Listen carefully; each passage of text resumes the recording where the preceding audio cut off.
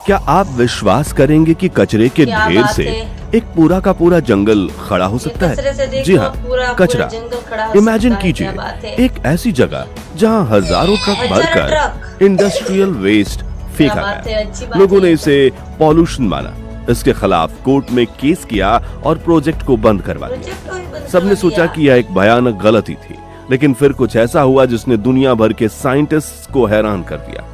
16 साल बाद जब लोग उस जगह वापस लौटे इस जगह पर तो वापस वह लौटे। एक कचरे का ढेर नहीं बल्कि एक हरा भरा देखो, घना वहाँ पर जंगल कचरा था। नहीं पड़ा ये था, कहानी है हरा-भरा एक ऐसी जंगल बन गलती की चुका था। जो गलती से एक चमत्कार बन गई। आइए जानते हैं कोस्टा रिका में हुए इस कमाल की असली कहानी, जहां संतरे के छिलके ने एक बंजर जमीन में नई जान बात डाली। है जो संतरे ये का बात छिलका है होता 90s के नई आखिरी जान डाल दी। सालों की। नॉर्थ वेस्टर्न कोस्टा रिका के एक फेमस नेशनल पार्क की, जिसका नाम है एरिया दे कन्वर्सेशनो गुनास सही बात कास्टे यानी ACG। ये पार्क अपनी बायोडायवर्सिटी यानी तरह तरह के जीव जंतुओं और पेड़ पौधों के लिए जाना जाता है, लेकिन इस पार्क का एक हिस्सा बिल्कुल बेजान था। कई साल पहले इस जमीन के बड़े हिस्से को जंगल काटकर पशुओं को चराने के लिए पास्चर लैंड यानी चारगाह बना दिया गया था। ओवर ग्रेजिंग यानी कि हद से ज्यादा चराई के कारण वहां की घास खत्म हो गई, मिट्टी सख्त और कमजोर हो गई और धीरे धीरे सारे पेड़ भी गायब हो गए। अब वहां सिर्फ सूखी पथरीली और बंजर उस जमीन बची थी जिस पर कुछ भी उगाना लगभग नामुमकिन था। ऐसी जमीन पर दोबारा जंगल लगाने का काम बहुत महंगा, टाइम कंज्यूमिंग और बड़े स्केल पर करना पार्शियली इम्पॉसिबल था। तब इस कहानी में दो साइंटिस्ट्स की एंट्री हुई, डेनियल जानजेन और वेनी हालाओइच। ये मैरिड कपल कोस्टा रिका के एनवायरनमेंट को बचाने के लिए सालों से काम कर रहे थे। वो जानते थे कि इस बंजर जमीन को ठीक करने के लिए कोई सस्ता और असरदार तरीका खोजना होगा, और तभी उन्हें एक अपॉर्चुनिटी दिखी। पार्क के पास ही एक नई ऑरेंज जूस कंपनी डेल ओरो ने काम शुरू किया। रोज हजारों संतरों का जूस निकालने के बाद कंपनी के पास टनों के हिसाब से संतरे के छिलके और पल्प के कचरे बच जाते थे। कंपनी के लिए इस कचरे को ठिकाने लगाना एक बड़ी सिरदर्द। तभी डेनियल और वेनी के दिमाग में एक जोरदार आइडिया आया, क्यों ना इस कचरे को खजाने में बदला जाए। उन्होंने सोचा, क्या हो अगर इन संतरों के छिलकों को ही उस बंजर जमीन को उपजाऊ बनाने के लिए इस्तेमाल किया जाए। The experiment operation orange peel 1996 में एक डील हुई। जूस कंपनी डेल ओरो को पार्क के अंदर 3 हेक्टेयर की बंजर जमीन पर अपने संतरे का कचरा मुफ्त में डालने की इजाजत मिल गई। बदले में पार्क की उस जमीन को ऐसी ऑर्गेनिक चीज मिल रही थी जो मिट्टी को आगे चलकर जिंदा कर सकती थी। यह एक विन विन सिचुएशन थी। साइंटिस्ट के लिए यह एक बिल्कुल लॉजिकल प्लान था। महंगी खाद या नए पौधे लगाने के बजाय वो प्रकृति को प्रकृति से ही ठीक कर रहे थे। उनका प्लान सिंपल था, संतरे के छिलके की मोटी परत जमीन पर बिछा दी जाएगी, यह परत नीचे के फालतू घास और उगने से उन्हें रोकेगी और धीरे धीरे सड़कर ये एक बेहतरीन नेचुरल कंपोस्ट या खाद में बदल गई। 1997 तक काम शुरू हो चुका था। लगभग 1 साल के अंदर उस जमीन पर 1000 से ज्यादा ट्रक यानी करीब 12,000 मीट्रिक टन संतरे के छिलके डाले गए। ये इतना ज्यादा था जैसे 2000 बड़े हाथियों का वजन एक छोटी सी जगह पर रख दिया जाए। दूर से ही यह देखने पर एक इंडस्ट्रियल डंपिंग साइट लग रही थी। संतरे के सड़ने से तेज स्मेल आती थी और मक्खियों का झुंड उस जगह पर मंडराता रहता। लेकिन ये अनोखा एक्सपेरिमेंट सबको पसंद नहीं आया। आसपास के गांव वालों और किसानों ने इस गंध और मक्खियों के बारे में कंप्लेन करना शुरू कर दिया। उन्हें लगा कि यह पॉल्यूशन फैला रहा है, इससे पानी और हवा खराब हो जाएगी। लेकिन सबसे बड़ा विरोध डेल ओरो की ही कंपटीटर कंपनी टीको फ्रूट की तरफ से आया।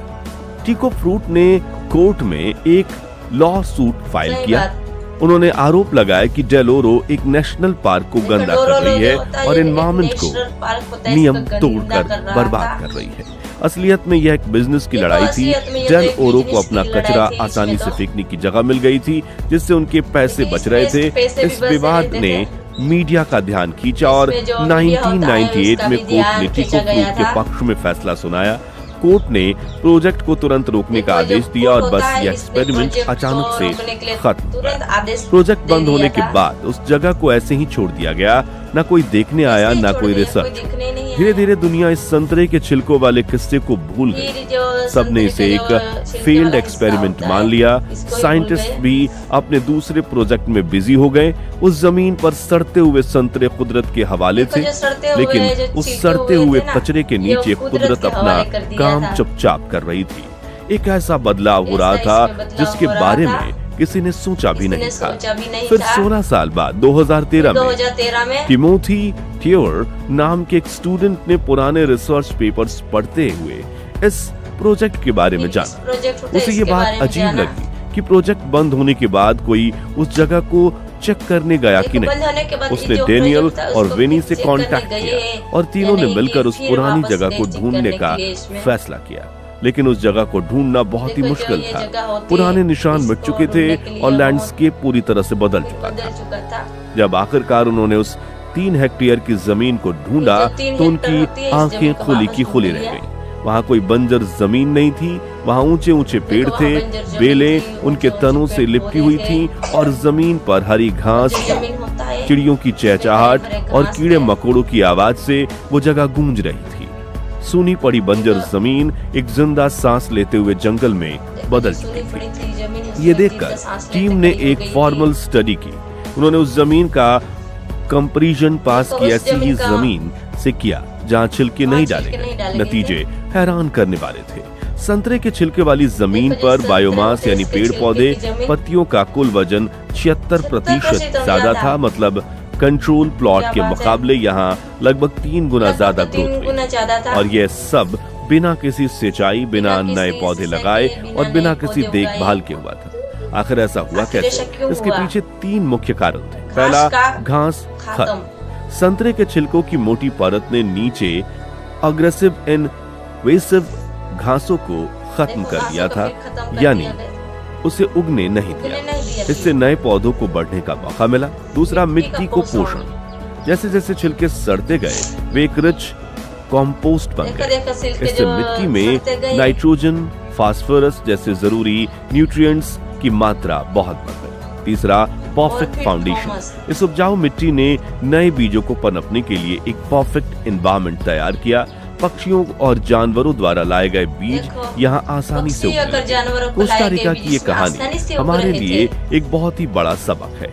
सोचिए, हमारे देश में जहाँ खेती इतने बड़े पैमाने पर होती है, वहाँ हर साल कितना एग्रीकल्चर वेस्ट का कचरा निकलता है। सब्जी मंडियों से निकलकर यह कचरा गन्ने की खोई, फसलों के छिलके और ना जाने क्या क्या, अक्सर इस कचरे को या तो जला दिया जाता है जिससे पॉल्यूशन होता है, या यह यूं ही सड़ता रहता है। दूसरी तरफ हमारे देश में भी ऐसे लाखों हेक्टेयर जमीन है जो धीरे धीरे अपनी उपजाऊ शक्ति खो रही है या बंजर होने की कगार पर है। कोस्टा रिका के इस एक्सपेरिमेंट से हम सीख सकते हैं कि क्या हम भी अपनी खेती से निकले इस ऑर्गेनिक कचरे को इस तरह इस्तेमाल करके अपनी बंजर जमीन को फिर से हरा भरा नहीं कर सकते। यह एक ऐसा सॉल्यूशन है जिसमें न के बराबर खर्चा है और ये पूरी तरह से नेचुरल है। ये वीडियो हमें सिखाती है कि जिसे हम वेस्ट समझकर फेंक देते हैं वो असल में कीमती रिसोर्स हो सकता है। यह हमें दिखाती है कि अगर हम कुदरत को थोड़ी सी मदद कर दें तो वो खुद को ठीक करने की अद्भुत शक्ति रखती है। इस प्रोजेक्ट से इंस्पायर होकर अब साइंटिस्ट कॉफी के कचरे के भी ऐसे एक्सपेरिमेंट कर रहे हैं और वहाँ भी उन्हें कमाल के रिजल्ट्स मिल रहे हैं। ये एक उम्मीद की कहानी है, एक ऐसी कहानी जो साबित करती है कि हमारी सबसे बड़ी समस्या का समाधान शायद हमारे आसपास ही हमारे कचरे के ढेर में छुपा हो। तो अगली बार जब आप किसी चीज को कचरा समझकर फेंके तो एक पल के लिए जरूर सोचिए, अगर संतरे के छिलके से पूरा जंगल उग सकता है तो सोचिए हम और क्या क्या चीजें बर्बाद कर रहे हैं, जिनके अंदर एक नई दुनिया बसाने की ताकत है। आप इस बारे में क्या सोचते हैं, हमें कमेंट में जरूर बताइएगा। अगर ये वीडियो पसंद आई हो तो इसे लाइक करें और ऐसी ही इंटरेस्टिंग कहानियों के लिए हमारे चैनल को सब्सक्राइब करना ना भूलें। Thanks for watching. हेलो दोस्तों, ये वीडियो खत्म हो चुका है। आपको जिसे हम कचरा समझ कर देखो फेंक देते थे, वो हमारे बहुत काम आता है। और आपको वीडियो कैसा लगा है, ज्यादा से ज्यादा इस वीडियो को आप शेयर कीजिएगा, लाइक करेगा। नेक्स्ट वीडियो में सभी के साथ मुलाकात होगी, तभी के लिए जय हिंद, जय भारत।